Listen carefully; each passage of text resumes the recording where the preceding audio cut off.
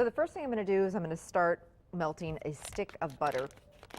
And this makes a nice big batch. And as I said, my mom was the kind of gal who soup was like an all-day thing. Boy, that pan was hot, so I don't want to burn that butter, so I'm just going to take that off the heat. Okay, so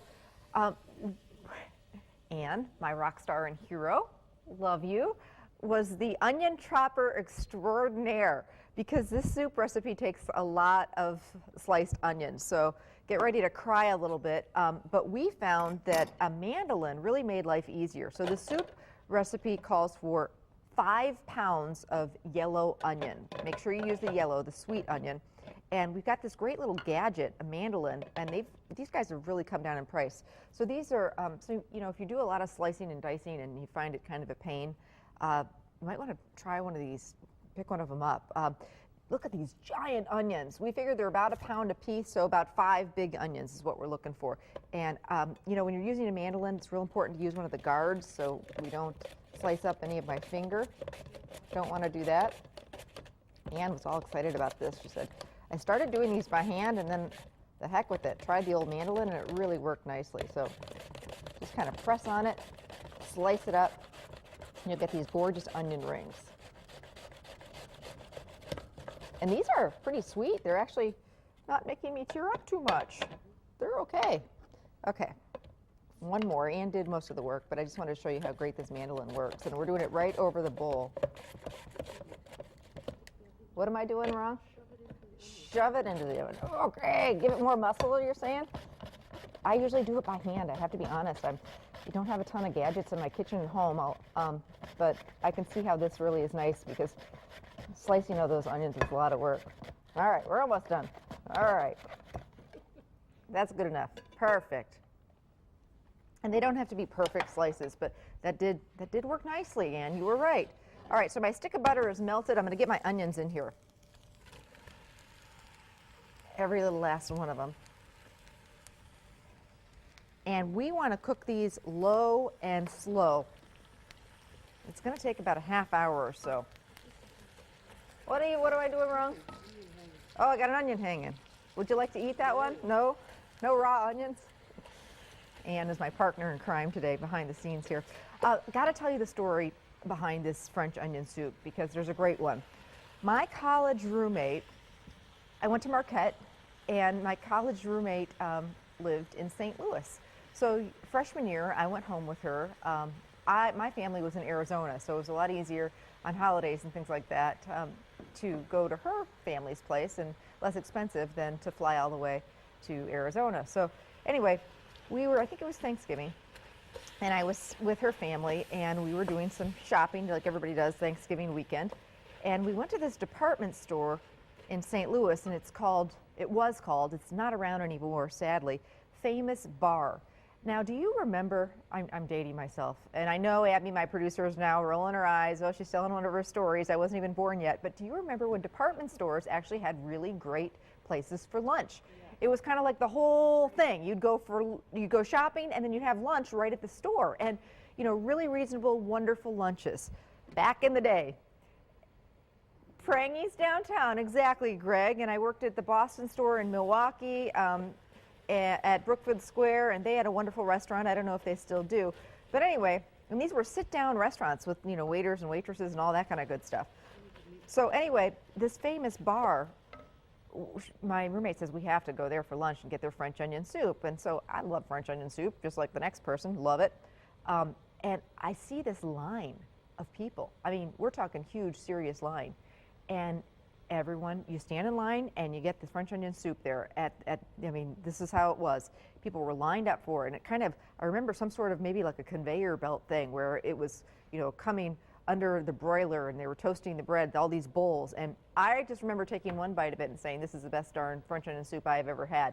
So anybody ever been to Famous Bar in St. Louis? Anybody had that French onion soup? If you have, or you remember that, email me about it, or those great department store restaurants. But anyway, I did a bunch of research, and I kind of came across the old Famous Bar French onion soup recipe.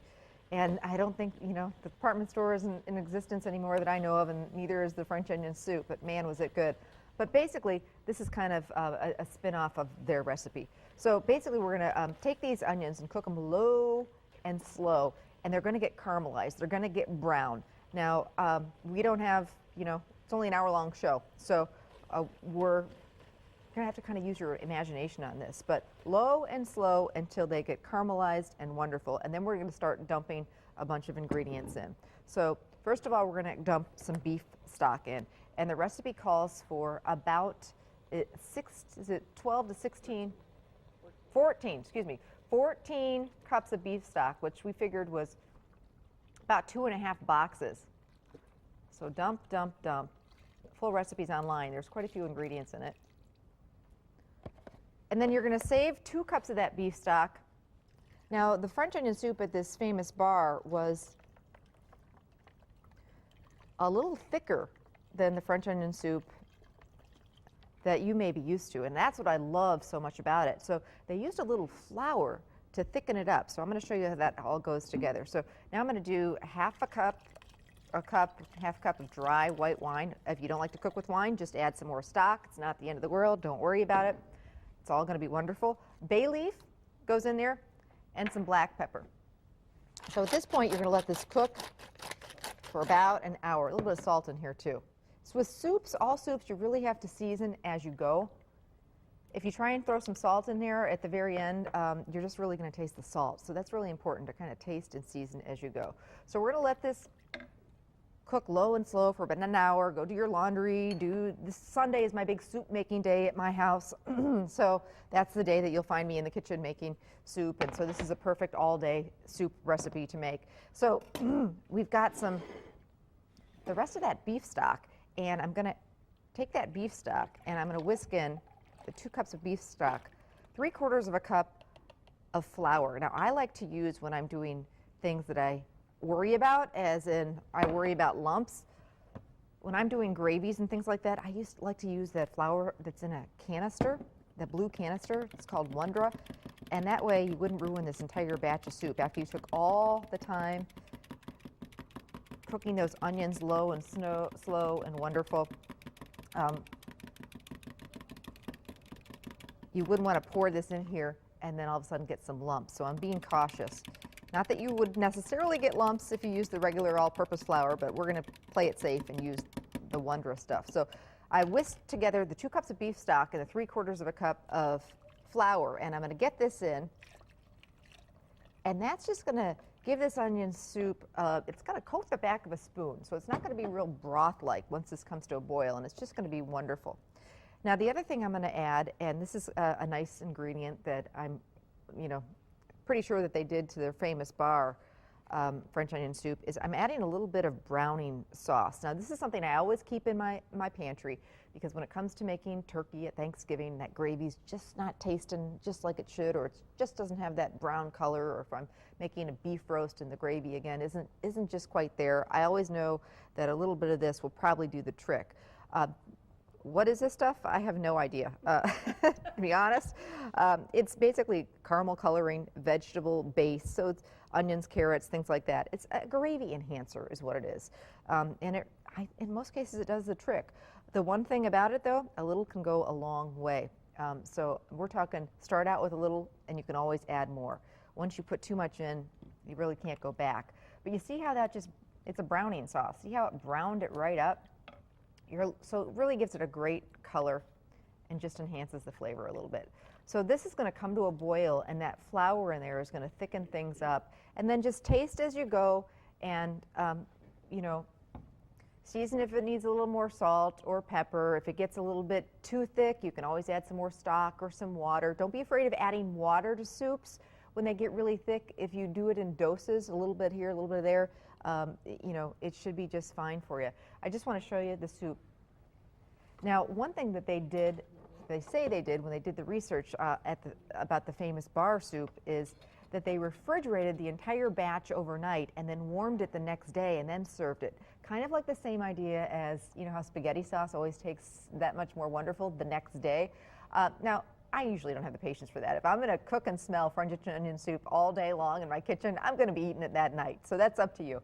But here it is, and it's been simmering all morning, and driving everybody in the station crazy because it's just amazing. And you see how that flour just thickens it up. You can fish the bay leaf out of there or just avoid ladling it up in the soup. So that's why I really love this soup, because it's just a little bit thicker and richer, and it just brings me back to the day of eating lunch with my college roommate at the department store restaurant. Okay, so ladle that up in there. And then my favorite part about French onion soup is, yeah, the soup's great, but it's what's on top. And that's why this makes such a great dinner. If you eat this for lunch, that's the one bad part about it. Don't tend to do as much shopping afterwards. You just kind of want to find a couch. It's hearty and it's filling. So I've got some French bread here. And these are nice big oven-proof crocks. That's really important. So a few slices of French bread right on top, or one, if you've got, you know, if your bread's big and it fills the space, then that's all you'd need. And then I'm going to do some shredded, or you can do some sliced Swiss or Gruyere cheese. So the soup is nice and warm. All we need to do is get this under the broiler and melt that cheese so that it stretches for miles and miles. So I'm going to do that. I'm going to put this under the broiler, and I'm going to show you how it all comes together in just a minute. It is some of the best French onion soup I have ever had. Now be careful, anything under the broiler, anytime you put something under the broiler, keep an eye on it, because things can get away from you. But recipe for this French onion soup is on our website.